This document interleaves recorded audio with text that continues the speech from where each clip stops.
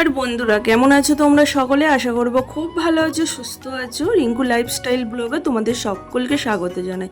আজ হলো মঙ্গলবারের সকাল থেকে ভিডিওটি শুরু করলাম তোমাদের সঙ্গে। তো সঙ্গে থাকো, দেখতে থাকো পুরো দিনটাই কি কি করি না করি তোমাদের সঙ্গে শেয়ার করব। সঙ্গে থাকো, আশা করছি তোমাদের খুব খুব ভালো লাগবে। সকালবেলায় বড়মশাই অনেক কিছু সবজি নিয়ে এসছে, কারণ এখানে আমাদের ওখানে মঙ্গলবার দিন হাট হয়, মানে সবজির হাট হয় সকালবেলা। মানে চাষিরা সমস্ত কিছু চাষবাস করে, সেইগুলো নিয়ে আসে। তো অনেকটা দাম কমে পাওয়া যায় সেখান থেকে নিয়ে এলে। তো সবজি তো নিয়ে এসেছে, দেখো অনেক সবজি নিয়ে এসেছে। আলু শেষ হয়ে গেছে আমাদের, তো আলু আমাদের চাষ হয় আর সেগুলো স্টোরে রেখে দেয়, তো আলু তোলা হয়নি গো। আবার কি করে, এখানে কেউ যদি তোলে তার কাছ থেকে নিয়ে নেয়, আবার আমাদের 4-5 প্যাকেট করে তোলে, আবার তাদেরকে দিয়ে দেওয়া হয়। কারণ হচ্ছে স্টোর থেকে তো 1 প্যাকেট আলু তুলতে দেবে না, যখন তুলতে হয় 4-5 প্যাকেট তুলতে হয়। আর 1 প্যাকেট তুললেও তোমাকে 3 বার তুলতে দেবে, 3 বারে আলু তুলতে হবে। তো এখানে এইরকম নিয়ম আছে। তো আলু শেষ হয়ে গেছে, আলু কিনে নিয়ে এসছে। আর সকালবেলা দেখছি মাছও কিনে নিয়ে এসছে। আমার যেটা সকালের রোজগার খাওয়া, যেটা হচ্ছে ওষুধ খাওয়া, সেটা খেয়ে নিলাম। খেয়ে নিয়ে এই যে দোকান ঘরটা ঝাঁট দিয়ে নিলাম। ঝাঁট পাট দিয়ে এখন রান্নাঘরটা এসেছি, রান্নাঘরটা এবার মুছে নিচ্ছি, রান্নাঘরটা পরিষ্কার করে নেবো। আর এদিকে দোকানে 3-4 জন বলছে, বৌদি একটু চা করো, চা খাবো, চা করে খাওয়াও। তো আমি এত সকালে তো চা খাই না, আমি সমস্ত কাজকর্ম সেরে তারপর আমি শান্তি করে বসে চা খাই। তো ওরা যেহেতু বলছে, তাই ওদের মতন করে একটু বানিয়ে দিচ্ছি। আর ওরাদেরকে তো মানে মিষ্টি দিয়ে বানিয়ে দিতে হবে, আর আমি তো খেলে চিনি ছাড়া খাই, তো ওদেরকে তো চিনি দিতে হবে, তাই না? তো সসপ্যানটা দেখো না, দুধ রয়েছে। আগের দিন সোমবার দিন দুধ কিনে নিয়ে এসেছিলাম, যে প্যাকেট লিকুইড দুধগুলো, সেই দুধটা জাল দিয়েছি বলে আজকে আবার এই বাটিটাই চা করতে হচ্ছে। চলো চা বানিয়ে নিই, চা বানিয়ে দিয়ে আসি। 3-4 জন আছে, সবাইকে দিয়ে আসি। খাওয়াতে তো বেশ ভালোই লাগে, কিন্তু সময় পরিস্থিতি সব কিছু তো পাই না, হাতে পাই না। তো এই দেখো চা রেডি হয়ে গেছে, চা বিস্কুট দিয়ে এলাম। তো একজন ছিল, তিনি চলে গেছে, তার জন্য আবার 3 কাপ নিয়ে গেলাম। তারপরে ওপরে চলে এলাম মাছ ধুতে এসে আবহাওয়াটা দেখাচ্ছে, এখন যেহেতু বর্ষাকাল, তাই এইরকমই আকাশের পরিস্থিতি হয়ে আছে। আমাদের এখানে তো তবু বৃষ্টি কম হচ্ছে। আসামের দিকে কেমন বৃষ্টি হয়েছে বলো দেখিনি? ওখানে তো মানে সমস্ত কিছু ডুবে গেছে। দেখে এত খারাপ লাগছে, কত মানুষ মারা গেছে, কত পশু মারা গেছে, কত কি হয়েছে, কত লোকের বাড়ি নষ্ট হয়ে গেছে। যখন 2000 সালে বন্যা হয়, তখন আমরা ছোট ছিলাম, তখন অতটা বুঝতাম না বন্যা কি জিনিস। যাই হোক, দেখে ভীষণ তখন আনন্দ লাগতো, চারিদিকে জলে থই করছে, কিন্তু মা বাবার প্রচণ্ড পরিমাণ টেনশান হতো, কি করে বাচ্চাদের মুখে দুটো খাবার তুলে দেবো। তখন তো বুঝতাম না, এখন বুঝি যে কি অবস্থা ওইখানে। অবস্থাগুলো দেখা যাচ্ছে না, চোখে দেখা যাচ্ছে না। আমরা তো কিছু করতে পারবো না, আমরা ভগবানের কাছে প্রার্থনা ছাড়া আর কিছুই করতে পারবো না। তো যাই হোক, আমাদের মানে কি দেখো, মানে স্বাস্থ্যসাথী কার্ড ছিল, সেই এখন তো স্বাস্থ্যসাথী কার্ড উঠে যাবে, এখন আয়ুষ্মান ভারত হয়েছে।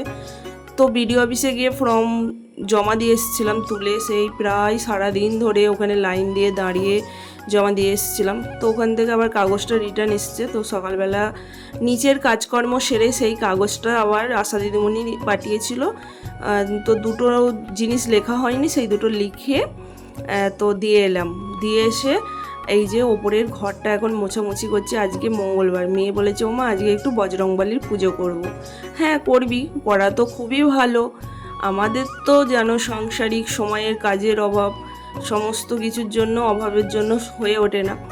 যাই হোক, মেয়েটা পুজো পাঠ মানে বাড়িতে থাকলে পুজো পাঠটা করে দেয় সকালবেলায়, কলেজ থাকলে তো আর ওরও হয় না। আর আমার তো এখন পাঠ উঠছে, যতই হোক না কেন সংসারের কাজকর্ম করে সকালবেলা স্নান করে পুজো পাঠ তো দেওয়া যাচ্ছে না, আগে পাট গোছাতে হবে। আর পাটে তো প্রচুর পরিমাণ নোংরা, সেই নোংরাগুলোকে মানে স্নান করার পর ওগুলো আর ঘাঁটতে ইচ্ছা করে না গো। প্রচুর নোংরা জানো তো, ক্যান্দাই কেঁচো, মানে পাট দিতে তোমার ইচ্ছা করে না। তারপর শুকিয়ে গেলে সেই পাটের যে আঁশ, কত ধুলো নোংরা, সেগুলোকে আমাদেরকে সহ্য করতে হয়। আর এইগুলো থেকেই আমাদের দুটো টাকা। আমরা যে সুন্দর সুন্দর চটের ব্যাগগুলো ব্যবহার করি, সবই তো দেখো এই পাট থেকেই তো হয়। চাষিরা যদি পাট না চাষ করে চটের মানে মিলগুলো কিভাবে চলবে বলো? সেই তার জন্য চাষিদেরই প্রয়োজন আগে, তাই না? তো সব রকম করেই খেতে হয় আমাদেরকে।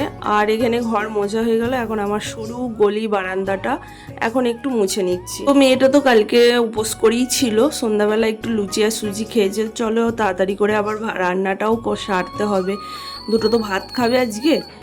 তো এখানে সরু গলিটা মুছে নিই, মুছে নিয়ে নেতা বালতিটা ধুয়ে নিয়ে আসবো, পুজোর বাসন মেজে নিয়ে আসবো।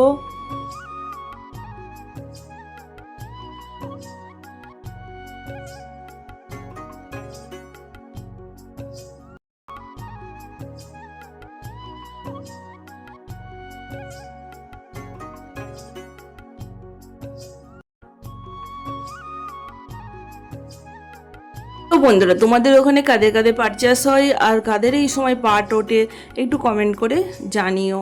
আমরা তো চাষিগুষি মানুষ, সব রকম আমাদের করে কাজকর্ম করে খেতে হয়। তো যাই হোক, ঘর মোছা হয়ে গেল, আর এখন মাছগুলোকে ভেজে নিচ্ছি, মাছের ঝোল বানাবো। সত্যি কথা বলতে অনেক দিন ধরে ঝোল খেতে ইচ্ছা করছে, কিন্তু আমার মেয়ে একদম ঝোল খেতে চায় না, জানি না কি করব। জ্ঞানী জ্ঞানী মানুষরা বলে যে ঠাকুর ঘরটা মানে সিংহাসন সবার ঘরে করতে নেই, কিন্তু কি করব বলো, আমাদের তো আর এক্সট্রার ঘর নেই, তাই সবার ঘরেই আমাদের ঠাকুরের সিংহাসন রাখতে হয়। আর এইভাবেই রেখে দিয়েছি, নিচেই তো রাখা যাবেই না, কারণ একটা ঘরের মধ্যে সব কিছু করতে হয়, মেঝেতেও শুতে হয় লোকজন এলে। আর এই যে আমার মেয়ের বজরংবলী পুজো করা হয়ে গেছে, আর এখানে ছোলা গুড়টা দেওয়া হয়নি, ছোলা গুড়টা দিলে ভীষণ ভীষণ উপকার হতো, কিন্তু ছোলাটা ভেজাতে দেওয়া হয়নি।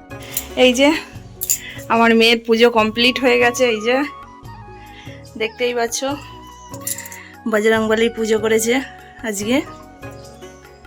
আর এই যে ওপরের ঠাকুর, আমার মেয়ের পুজো করাটা কেমন হয়েছে অবশ্যই কিন্তু কমেন্টস করে জানিও। প্রদীপের সলতাটা আর একটু উস্কে দে, নিভে যাবে, হাতে করে দেয় না উস্কে, কাঠি দিয়ে দিতে হয়, ওই তো ধূপের কাঠি। আর গুড় তো এই সময় বর্ষাকালে খুব একটা দোকানেও পাওয়া যায় না, রাখে না।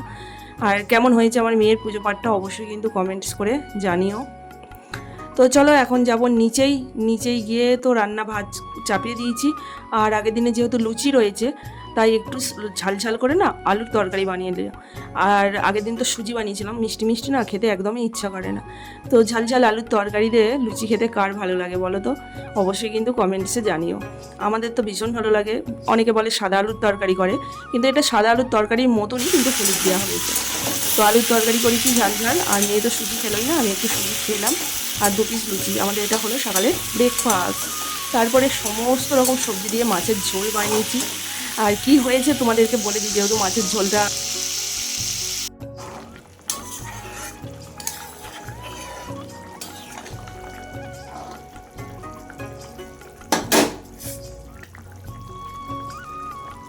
এ তো সেই সকালবেলা তো লুচি খেয়েছে, লুচি খেয়ে আলুর তরকারি দিয়ে ভাত খেয়েছে। তারপরে সেই সন্ধ্যাবেলা, যেহেতু 12টা বেজে গিয়েছিলো আমাদের সকালের জলখাবারের ভাত খেতে, তারপরে সন্ধ্যাবেলা আমার মেয়ে ভাত খেয়েছে। বললো মা খাইয়ে দাও, আমি বলছি ঠিক আছে খাইয়ে দেবো। মাছের ঝোল করেছি, ওকে জানাইনি, চুপি চুপি ওকে মেয়েকে খাইয়ে দিয়েছি, আর ও ফোন দেখতে ব্যস্ত ছিল। কি দারুণ তাই না? তো যাই হোক খেয়ে নিয়েছে। যদি একবার শুনতো যে ঝোল করেছি মাছে, মানে খাবে সব মানে খাইয়ে দিলে খেয়ে নেবে, মানে কেউ করবে।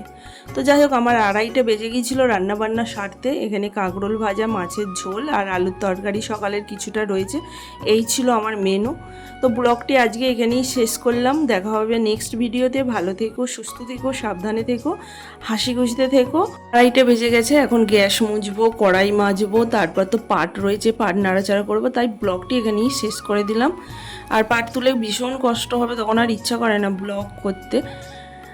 ভালো লাগলে অবশ্যই কিন্তু সাবস্ক্রাইব করে দিও, লাইক করে দিও, প্রচুর শেয়ার করে দিও।